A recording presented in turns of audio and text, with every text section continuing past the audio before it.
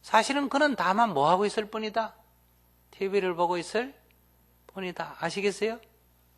그런데 내가 너는 고3이다 라는 기준, 너는 내 남편이다 라는 기준, 니 때문에 내가 절에 가서 지금 참변하고 오는데 라는 자기 생각, 자기 기대, 이걸로부터 일어나는 거지.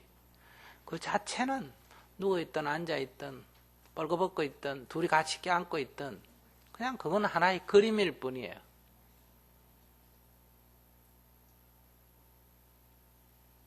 텔레비의 연속극에 그런 그림 나오면 구경 잘 하잖아.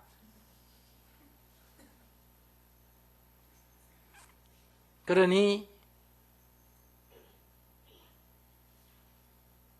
제법은 경계는 다만 경계일 뿐이다. 그것은 그냥 그림은 그림일 뿐이다. 풍경은 풍경일 뿐이다.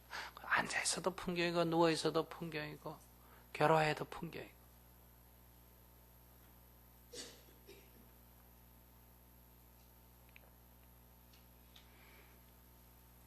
그것이 옳고 그르고 맞고 틀리고 잘하고 잘못되고 하는 것은 내 업식, 내 기준에 거쳐서 나로부터 일어난 거다.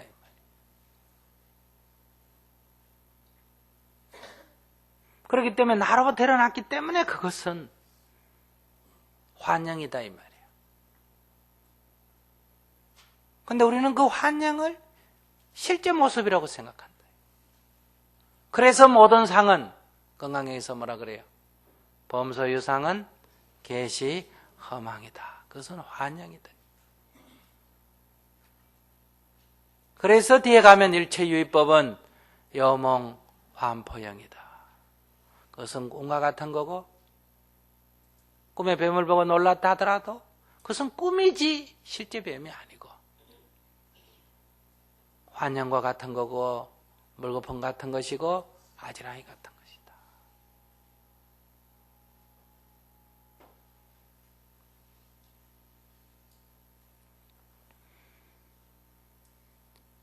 이 원칙이 정확하게 잡혀야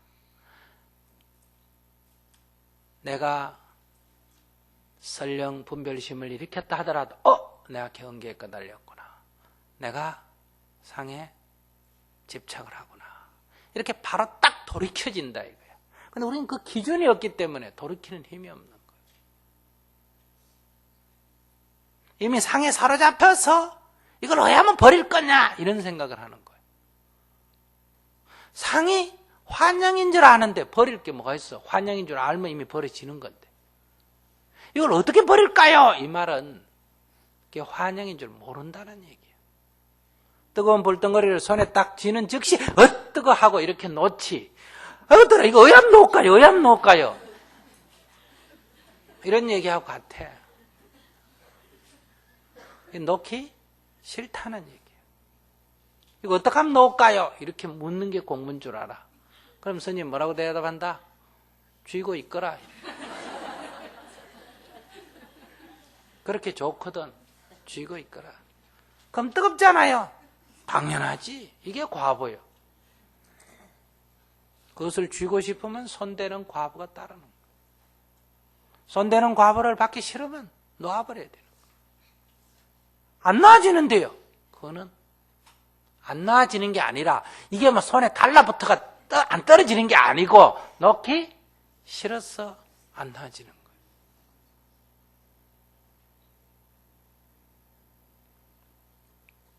이거 초점을 딱 잡아야 해결이 되는데 그렇지 않고는 절에 한번 다녀야 소용없고 내가 이런 말 해서 좀 미안하지만 도무지 여러분들은 불교하고는 아무 관계가 없는 사람들이에요.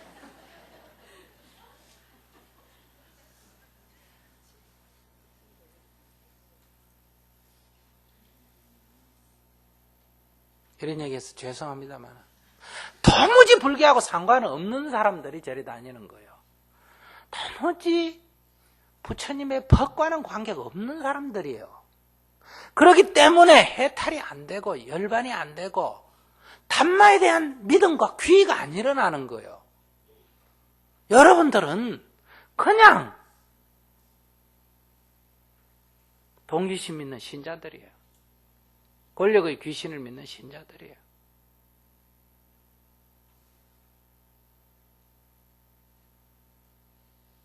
돈 벌린다. 출세한다. 얼굴 예뻐진다. 몸 건강해진다. 그걸 쫓아서 지금 다니는 사람들이지. 해탈을 구하는 사람들이 아니라는 거예요. 해탈을 구하면 해탈이 증득이 되는 거예요. 해탈을 구하는데도 증득이 안 된다면 그것은 법에 의해서 정진을 안 하기 때문에 그래요.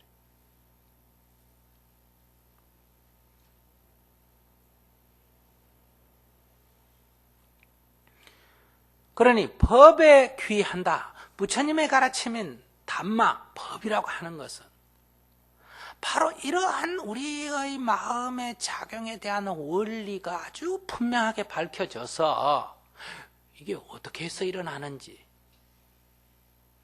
왜 이거를 허상이라고 하는지를 여러분들 알아야 되는 거예요.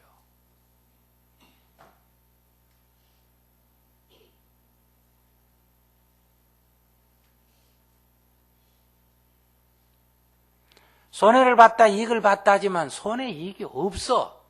여기 물건이 하나 있는데 내가 1,000원 주고 샀는데 500원 주고 팔아야 돼. 그럼 여러분들 500원 손해봤다 그런데 상대편 산 사람은 어떻게 된 거예요? 500원 이익 봤죠? 그러니까 손해는 이익이라 하는 것은 나의 입장에서 생겨나는 거지, 그 물건 자체는 그냥 물건이고 거래는 그냥 거래일 뿐이에요.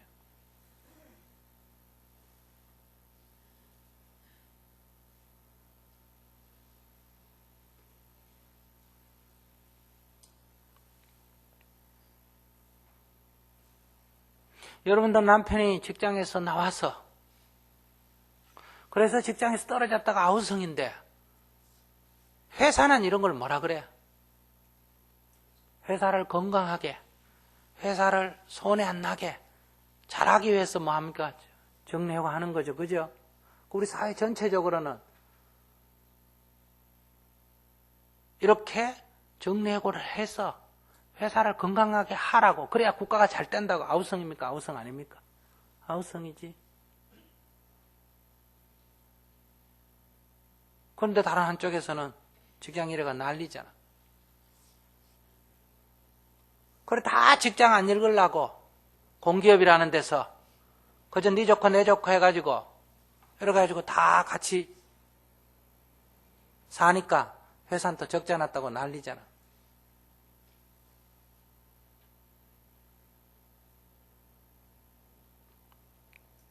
그래, 이런 것들은 다 자기 이해, 자기 생각, 자기 관념, 자기 가치관, 자기 종교라고 하는 기준을 잡기 때문에 이익도 생기고 손해도 생기고 옳은 일도 생기고 그런 일도 생기고, 자기 위치를 잡으니 동쪽도 생기고 서쪽도 생기고 남쪽도 생기고 북쪽도 생기는 거예요. 그런데 사람마다 다 자기를 기준으로 삼는단 말이에요. 아내는 아내 기준으로 남편을 보고, 남편은 남편 기준으로 아내를 보고, 사장은 사장 기준으로 종업원을 보고, 종업원은 종업원 기준으로 사장을 보고, 한나라당은 한나라당 기준으로 우리 당 보고, 우리 당 기준으로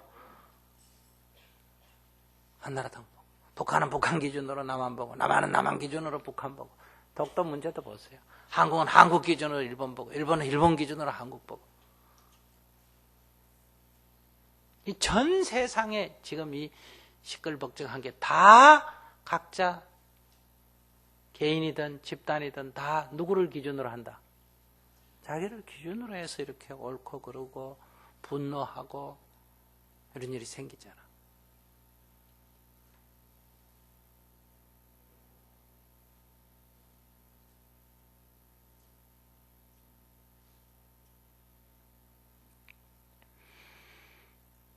내 기준을 놓지 않으면 도저히 이게 해결이 안 되고, 즉 아까 그 수행자가 자기를 기준으로, 자기 생각을 기준으로 하니까 더 이상 스승이 아니야. 미친놈이지.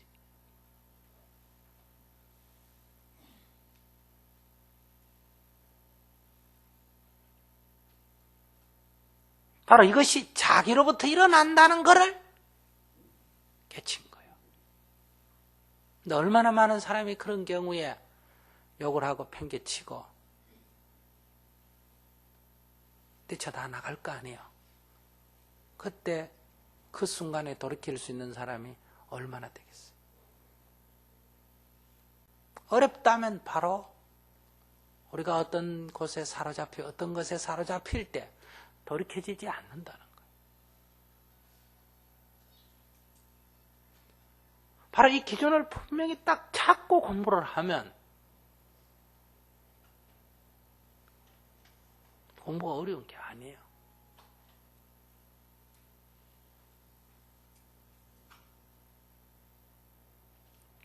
소탈 하나 걸었더니 스승이 말하기라, 이거 잘 걸었네, 하나 더 걸어라. 예. 아이고 이것도 잘 걸었네, 하나 더 걸어라. 예. 이렇게 해서 9개 거는 건 쉬운 일이 어려운 일이야. 쉬운 일이지, 재밌지. 근데 소탈 하나 걸었더니 잘못 걸었다, 새로 걸어라. 또 하나 걸었더니 잘못 걸었다, 새로 걸어라. 어쨌든 이렇게 거나 이렇게 거나 9번 한 거는 똑같아, 안 똑같아? 똑같지? 맞아요? 근데 왜 이건 죽어도 못하고 이건 재미가 나?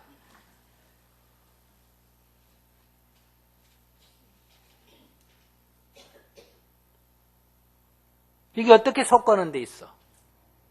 이게 바로 자기를 기준 삼는 데 있는 거예요.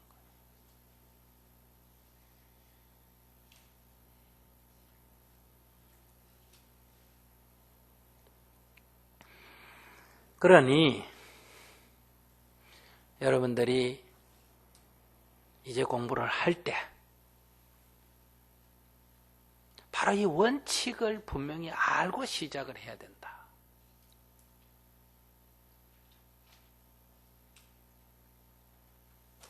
모든 고통은, 모든 분별은 다 어디로부터 일어난다고? 나로부터 일어난다. 그런데 우리는 지금 이것이 나로부터 일어나는 게 아니고, 즉 여기 하나의 사실이 있는데 이 사실이 나의 인식을 통해서, 나의 업식을 통과하면서 이 둥근 것이 뭐가 돼버렸다? 네모가 돼버렸어. 근데 나에게 인식되어진 건 둥글게 인식이 돼요? 네모로 인식이 돼? 네모로 인식이 돼. 그럼 나는 이 물건이 네모다라고 알고 있어.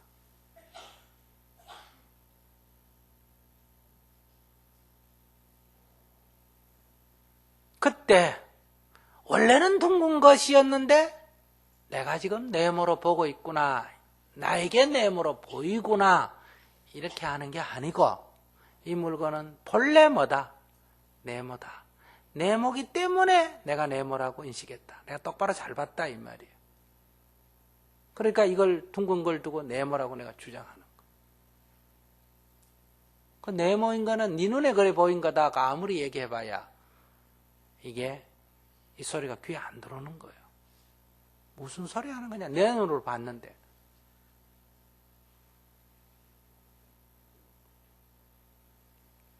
그러니 우리들이 내 눈에 그렇게 보일 뿐이다.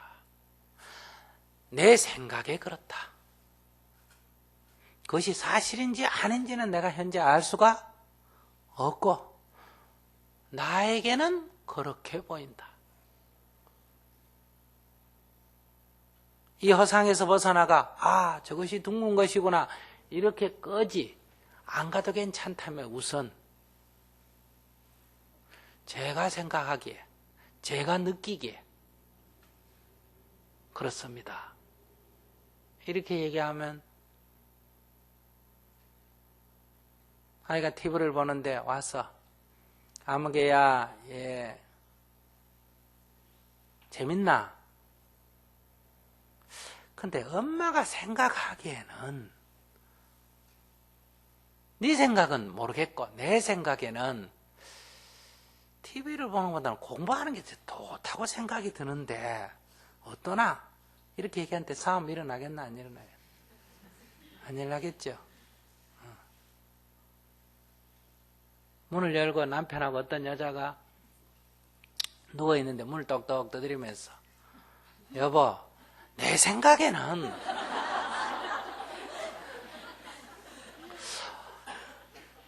옷을 좀 입고 있으면 어떨까?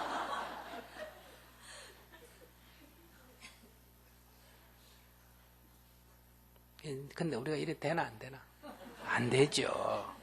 그렇게 말하는 스님, 니는 되나? 나도 안 돼.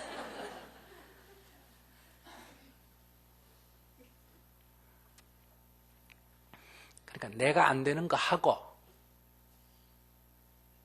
내가 안 되니 그것이 진리다가 아니야. 이건 우리가 안 되는 거예요.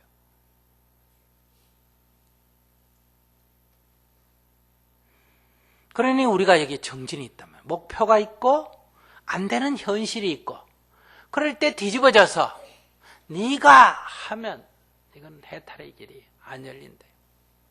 아, 나에게 내가 지금 경계에 끄달리구나. 나에게 분별심이 일어나는 거구나.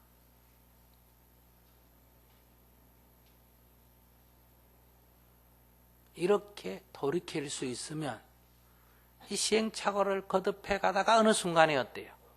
그냥 경계로 볼 수 있어진다. 제법을 그냥 여여하게 있는 그대로 봐진다. 여여하게 봐지기 전에도 분별심이 일어났다가도 내가 분별을 일으키구나. 분별심이 일어나서 광분하다가도 내가 광분하구나.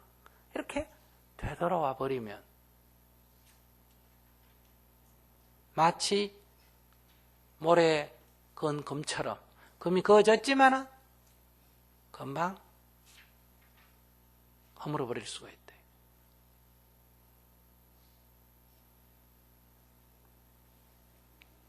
이렇게 중심을 딱 잡아서 공부를 해야 된다. 그리고 오늘의 법문의 핵심 내용은 원칙을 해탈하기 위해서는 이 이치를 정확하게 알아야 된다는 거예요. 그러나 우리들의 이 살아오는 업식이 현실에서는 그렇게 안 되는 거예요. 즉 담배 피우는 게 뭐가 나쁘나 이렇게 했는데 폐사진을 딱 찍어가지고 칼날로 딱 찍어보니까 소름이 팍 끼쳐. 아이고, 담배가 나쁘구나. 그렇게 알았다고 해서 담배 연기가 코끝에 싹 스쳐 지나가도 역겨울까? 아니겠죠. 그래도 역시 순간적으로는 하면 한 대만 피울까? 이런 생각이 드는 거예요. 이게 현실이다. 이게. 그러니까 원칙만 강조하고 현실을 무시하면 자학증이 일어나고 나란 인간은 왜 이거밖에 안 되나 이래 되고 원칙이 없이 현실만 인정하면 해결의 길이 없어. 우리가 가야 할 원칙, 법에 대한 원칙에 대한 이해와 믿음이 있고 그러나 내가 처해 있는 현실에서는 그렇게 되지 않는 현실을 인정하고 받아들이면서 계속 시도를 하는 거예요. 그게 연습이에요. 연습을 하는 거예요. 또 놓쳤다. 아이고, 또 놓쳤네. 100번 넘어지면 101번, 200번 넘어지면 201번째. 자꾸 도전을 하는 거예요. 여기에 두 가지 경계를 해야 돼. 하나는 자학증세. 아이고, 나는 뭐 100번도 해도 안 되는데, 나 같은 건 수행하고 인연이 없나 봐. 이렇게 넘어지거나, 안 그러면 100번 넘어질 때까지는 돌이키다가 100번째 딱 돼 가서는 어때요? 이거는 천하 사람들 다 대다 놓고 물어봐라. 이거는 저 인간 문제다. 이렇게 되는 거예요.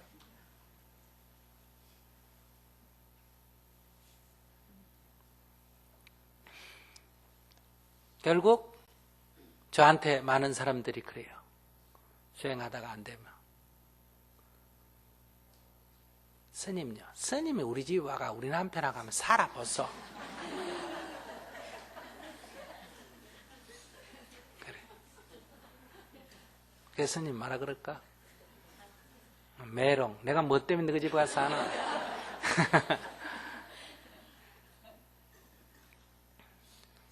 그러니 이것이 우리의 인생에 부딪히는 이 모든 것이 다 뭐라고? 수행의 과제다. 그 부도가 나서 바로 절벽의 끝에 서 있는 사람도 세속으로 보면 죽느냐 사느냐 문제고 수행의 관점에서는 이 큰 수행의 과제가 지금 칼날 위에 탁 선 과제가 눈에 잡힌 거예요. 여러분들의 눈으로 보면 집안이 풍지박산 될 일인데 여러분들이 수행의 관점으로 탁 볼 때는 저걸 내가 여유하게 볼 수 있느냐? 큰 과제가 하나, 숙제가 하나 탁 눈앞에 제기된 거예요. 그런데 연습은 원래 세게 해야 작은 실천들을 쉽게 하죠. 그죠? 연습을 조금만 해놓으면 현실이 부딪히면 넘어져. 그래서 제가 이번에 지율 스님 살 얘기 하면서 자, 사람은 한쪽에는 지금 하루하루 죽어간다. 정부는 사람이 하나하나 얘기한다고 다 들어주면 나라가 어떻게 됐냐? 손톱도 안 들어간다. 근데 안 봤으면 됐는데. 그죠? 죽든지 말든지 안 보면 괜찮잖아. 그죠? 근데 이게 나의 일로 주어져 버렸다.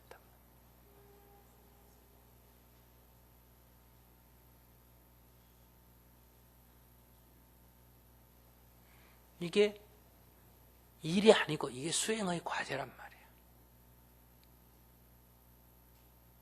우리가 서 있는 위치가 칼날에 딱 서 있단 말이에요. 이게 산화두요. 우리가 뭐 앉아 이먹고 이건 해결이 돼도 그만 안 돼도 그만 그렇잖아. 그지? 오늘 안 되면 내일 하고 내일 안 되면 모레 하고 10년째 안 되면 11년째 해도 되잖아. 그런데 이 화두는 지금 칼날에 서 있단 말이에요. 며칠 안에 해결이 안 되면 어때요? 이 나라에 큰 문제가 생긴다. 부도나는 것도 마찬가지죠. 그럴 때 그것을 수행의 관점에서 볼 때는 마치 화두를 진 사람이 그 화두에 몰두되듯이 거기에 탁 몰두돼야 되는 거예요. 이게 기도로 말하면 지성을 다하는 거예요. 지성이면 감청이 되는 말이 있잖아. 그죠?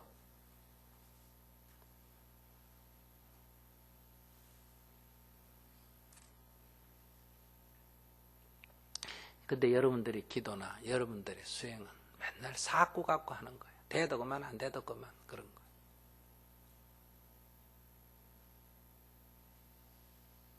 그러니까 우리들의 삶에 이런 과제가 이런 것들이 내가 여여해지는 내 마음이 이런 경계에 부딪히면 초조해지고 불안해지고 우왕좌왕해지잖아요. 그럴 때 이거를 내가 경계에 끄달리고 있거나 이걸 딱 돌이킬 수 있어야 돼. 스님도 처음에는 이 문제를 밖으로 해결하려고 우왕좌왕했던 거예요. 그래서 청와대를 찾아가고 국회에 전화하고 이 사람 만나고 저 사람 만나고. 그러니까 마음이 불안하고 그러죠. 원망하고 빨리 해결 안 해주니까 어때요? 그놈의 새끼들 말이야. 그 운동권들 청와대에 많이 있잖아. 그죠? 옛날에도 아는 사람이 모르는 사람이 아는 사람이잖아. 아는 놈이 더 무섭다 이런 소리도 나오고 운동권들 꼴도 보기 싫다 이런 생각도 나오고 왜? 이걸 해결해야 된다고 생각하니까 이 미움이 생기잖아. 미움이. 원망이 생기잖아. 근데 어느 순간에 내가 경계에 끄달리고 있구나. 내가 집착하고 있구나. 좋은 일이더라 하더라도 내가 여기에 집착하고 있구나 하는 걸 딱 알아차리는 순간 내가 놔버렸죠.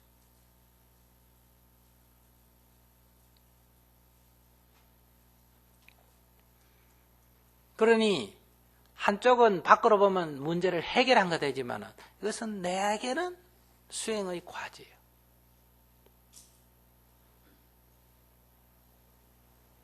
여러분들에게 닥친 문제를 수행의 과제로 받아들일 수 있느냐?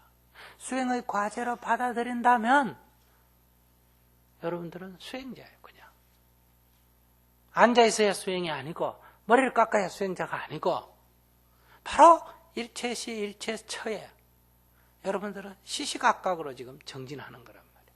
산화두를 가지고 활구 가지고 공부하는 거란 말이에요.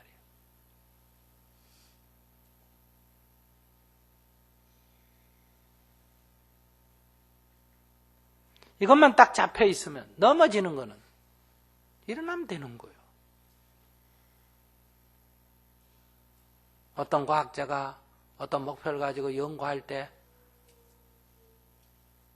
요즘 뭐 황우석 교수가 하는 그런 것부터 다 연구할 때 연구를 딱 하면 금방 됩니까? 실패합니까? 실패하지. 100번? 1000만에 1000번? 1000만에 수만 번도 더 되는 실패를 통해서 한 번에 성공을 잡는 거란 말이에요. 근데 초점이 안 잡히고 실수는 아무 의미가 없어. 초점이 딱 잡혀있는 실수는, 실패는 성공으로 가는 지름길이에요. 아, 내가 그거 깜빡 걸려 놓쳤구나. 아, 이번엔 여기 놓쳤구나. 이게 계속 자각이 되어지면서 되는 쪽으로 간단 말이에요. 어린아이가 그런 말을 뒤뚱뒤뚱 하면서 맨날 넘어지지만 넘어지다가 되는 쪽으로 가는 거예요. 몇 번 넘어진다고 너는 막 걷지 마라. 이렇게 얘기하지 않지 않습니까?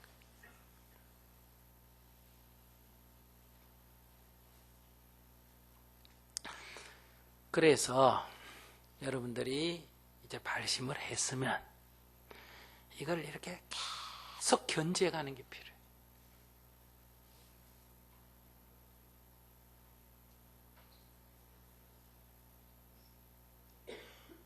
온갖 장애가 부딪힙니다. 내일은 장애에 대해서 얘기 좀 하려고.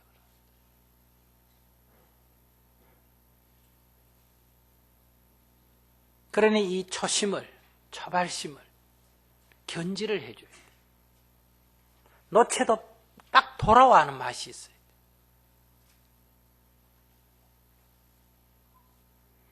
그래서 경계에 부딪힐 때마다 껴 있어야 되는데 실제로 이 초심자가 경계에 부딪힐 때 탁탁 알아차린다. 이게 어려운 얘기예요. 경계에 부딪히면 경계에 빠져가지고 허우적대는 거예요. 그래서 적어도 매일 아침에 눈 뜨자마자 딱 일어나서 1시간 정진하라는 거는 하루 지난 뒤에라도 알아차려라 이 말이야. 아시겠어요? 아이고 저놈의 남자가 저놈의 첨지가 아이고 저놈의 자식이 그러다가도 아침에 기도하다가는 아이고 또 TV 보는 거 보고 또 늦게 들어오는 거 보고 술 먹는 거 보고 또 내가 경계에 끄달려가지고 또 난리를 피웠구나. 이렇게 탁 돌아와야 돼.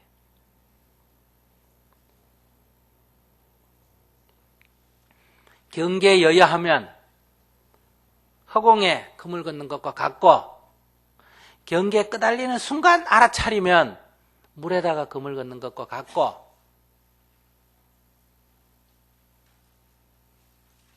경계에 빠져가지고 깜빡 잊어버렸다가 하루 안에 알아차리면 모래에 그물 걷는 것과 같고 경계에 빠졌는지도 모르고 살면 바위에 새겨놓는 것과도 같아. 그래서 세월이 지나가 다 잊어버렸어. 아이고, 아버지 미워했던 거, 엄마 미워했던 거, 남편 미워했던 거, 그 뭐 세월 지나니까 어때? 다 잊어버렸어. 아이고, 난 다 잊어버렸어. 그걸 누가 아직도 가슴에 놔두노? 없어. 이래도 살살살살 건드리면 어때요? 다 튀어나와. 너네 눈물을 줄줄줄줄줄 흘리면서 그때 말이야 나한테 탈 것만큼도 없어지는 게 없습니다. 다 저장이 돼 있어. 이렇게 깨우쳐서 소멸시키지 않는 거는 그냥 묻혀있을 뿐이지, 그냥 빗자루 갖고 쓸며 거기 찌개 있던 고래 폐에 있던 흙들 쓸어내면 그냥 선명하게 다 드러나.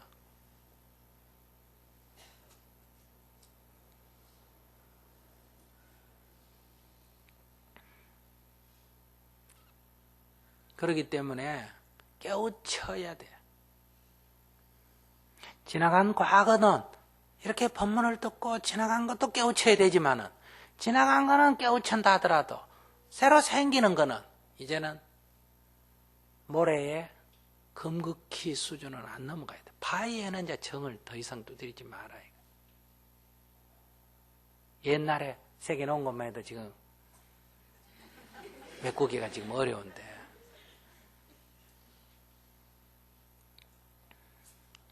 그래서 바위에 새겨진 것들을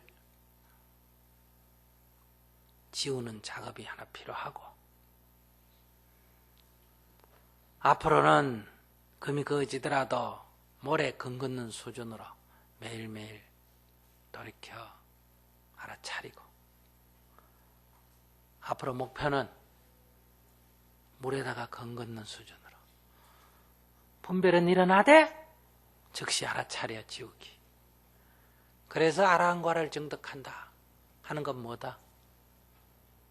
경계의 여유가 일어나지 않기. 바라머니 부처님 보고 욕할 때 부처님 화가 났다가 아이고 아니지 하면서 삑 웃은 게 아니고, 그놈이 화를 내도 부처님은 빙긋이 웃었다 이 말이에요. 우리는 밥 안 주면 말지, 이놈아 욕은 왜 해? 이러면서 멱살 잡고 싸워야지.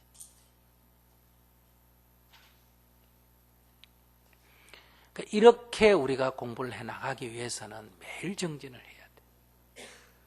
또 정진을 매일 한다고 했지만 이 작심삼일을 한 3, 4일 하다가 초상에 나가는 뭐 집안에 무슨 일이 있거나 또 뭐 하다가 남편이 애를 먹이가 잘 안 되니까 참여하다가 뭐 집에 치워버려요. 저 인간이 나한테 참여하지 내가 뭐 때문에 저 인간한테 참여하나? 또 기도한다고 뭐 되는 게 하나도 없더라. 이렇게 돼요. 자기에게 돌이키는데 자기가 되고 안 되고지 무슨 또 밖을 이렇게 팔리는 거. 그래서 100일마다 만나는 거예요. 100일마다 이런 법문을 어때요? 다시 들으면 아이고 그래 내가 3일 만에 막 깜빡 놓쳐버렸구나. 놓친지도 모르고 그냥 지냈구나. 그렇게 해서 다시 시작하자는 거예요. 그래서 여러분들 매주 일주일에 한 번은 법문을 들으러 오라는 거예요.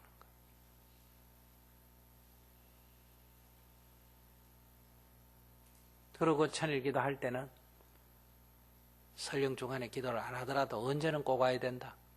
100일마다 입제식에 와서 다시 발심을 하자는 거예요. 그런데 혼자서 하면 하다가 헷가닥 했을 때 헷가닥 한 줄 자기가 몰라. 10년도 가고 20년도 가고 30년도 가.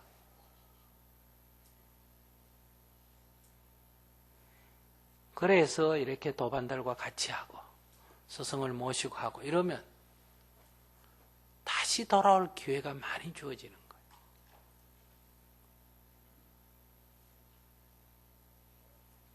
그래서 우리가 법문을 듣는 것도 중요하지만 법문 듣고 둘러앉아가 나누기를 꼭 해야 돼. 처음에는 나누기가 자기 마음을 살펴 나누기가 잘 안 돼. 그래서 오늘 법문들은 소감 나누기. 아이고 스님 법문 듣고 오늘 좋았다든지, 아이고 스님 법문 듣고 나니 좀 돌아봐지는 게 있다든지 이렇게 간단한 그저 한두 마디 얘기라도 나누면 어떠냐? 나누기를 하다가 그 나누기 속에 자기 억울한 얘기를 하다가 탁 돌이켜지는 맛이 있어. 혼자서 생각할 때는 안 돌이켜지는데 남하고 얘기할 때는 내가 지금 남을 탓하고 있구나. 다른 사람이 니 지금 남 탓해 이래 주면 기분 나쁘죠, 그죠? 니나 잘해라 이렇게 된단 말이야. 근데 자기가 얘기하다가 내가 지금 난 탓하고 있잖아. 이렇게 자기가 자기에게 돌이켜진단 말이야. 그래서 이 듣는 것보다 더 중요한 게 나누기예요. 그래서 정토에서는 이 나누기를 중요한 수행 프로그램으로 잡고 있는 거예요. 근데 여러분들은 법문 듣고 끝날 때 나누기 한다면 내 속보이 값이 다 도망가 버려요.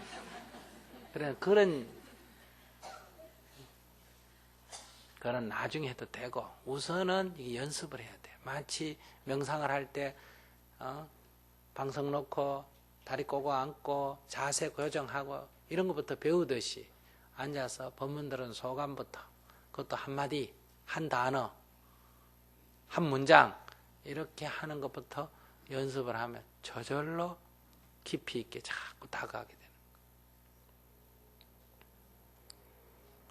거예요. 그러니 매일 기도하기. 순간순간 깨어있기가 제일 좋은데 놓쳐버리면 어떻게 한다? 매일 하루에 한 번은 시간을 정해놓고 수행한다. 그 말은 돌아본다. 일주일에 한 번은 절에 와서 법문을 들으면서 자기 놓친 거를 다시 봐야 되고 우리가 이 100일마다 모여서 다시 발심을 하고 그래서 한 3년은 공부를 해야 이 묵은 사설로부터 벗어날 수가 있다.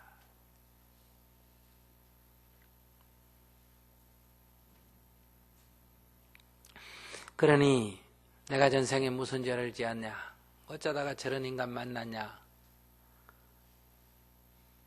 이런 생각을 이제 더 이상 하지 말고 지나간 거는 얘기해봐야 소용이 없어. 지금부터 어떡할 거냐? 지금부터. 넘어졌다면 땅을 짚고 일어나야 되고 서 있다면 걸어가야 되고 걸어가고 있다면 뛰어가면 되고 남을 보고 부러워할 거 없고 자기 인생을 한탄할 게 없어. 지금부터 어떡할 거냐? 이런 경우에서부터 시작해야 돼.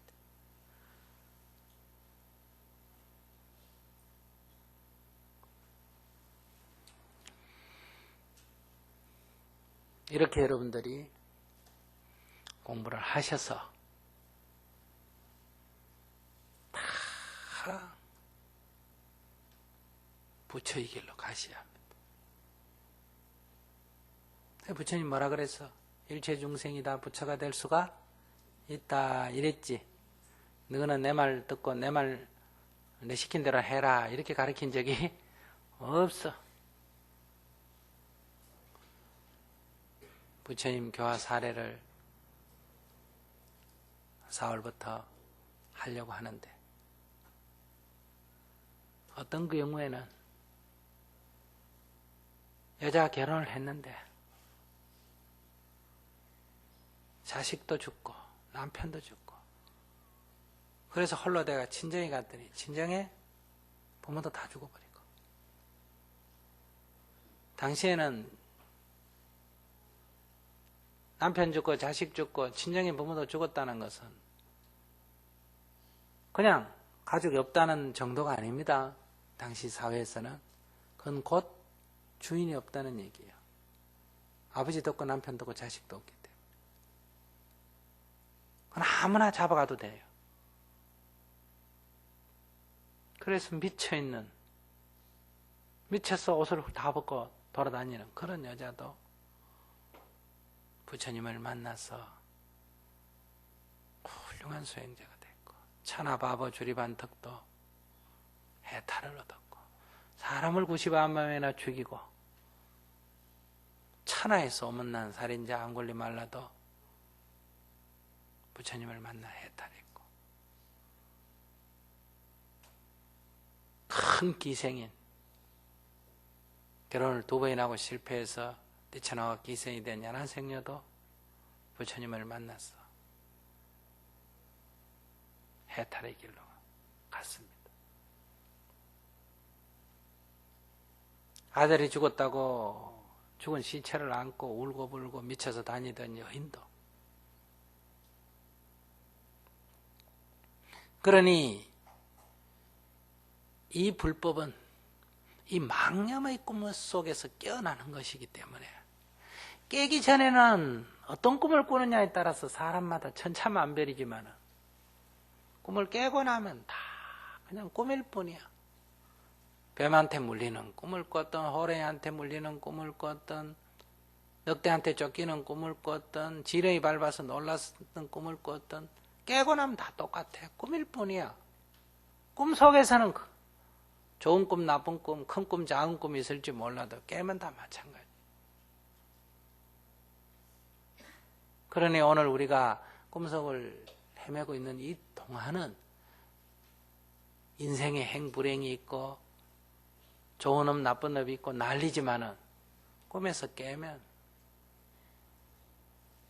이 업장에서 벗어나면 업으로 지어진 좋고 나쁜 건 아무 의미가 없는 거예요. 그러니 여러분들이 늙었다고, 병들었다고, 암이 걸려가 내일 숨 끊어진다 해도 꿈 깨는 이 길에서는 추워도 좌절할 것도 없고 괴로워할 것도 없는 거예요.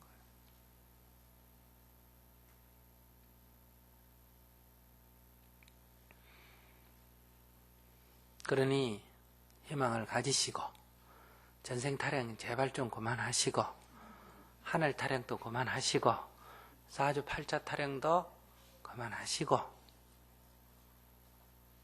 건강 타령도 그만하시고 바로 자기 인생이 이 세상 무엇과도 바꿀 수 없는 소중한 인생이라는 것, 내가 이 세상에 무엇과도 바꿀 수 없는 소중한 사람이라는 것, 나에게 주어진 주변의 모든 조건이 다 나를 해탈의 길로 인도하는 그냥 수행의 방편들이라는 것.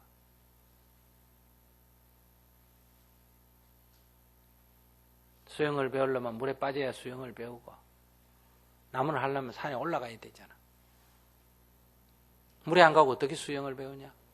그런 것처럼 온갖 장애들이 다 수행의 연습장이다. 그러니까 이걸 연습이라고 생각하세요. 이걸 진짜라고 생각하지 말고, 연습은 실수를 하는 거예요.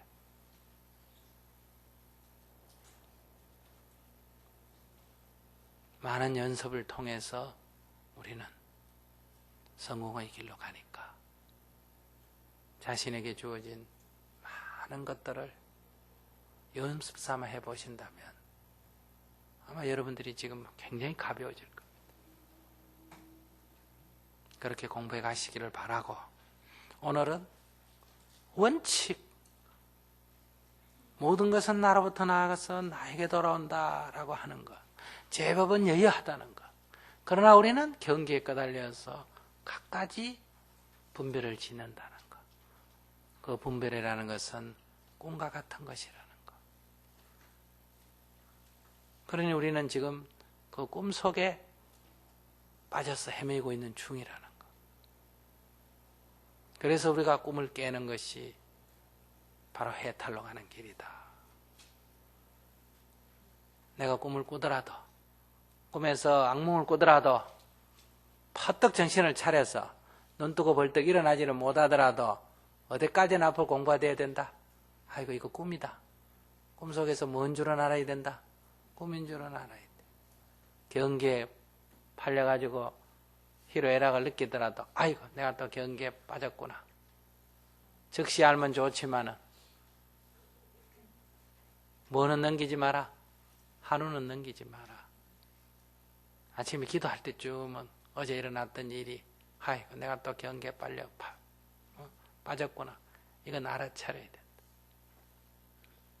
지나간 수십 년의 삶이 다 이런 것에 불과했구나. 이걸 확연히 알면 지나간 업은 다 녹습니다. 그 찌꺼기들이 남아서 계속 작용을 합니다. 그럼 앞으로 더 이상 짓지는 말자. 더 이상 바위에 새기는 일은 하지 말자.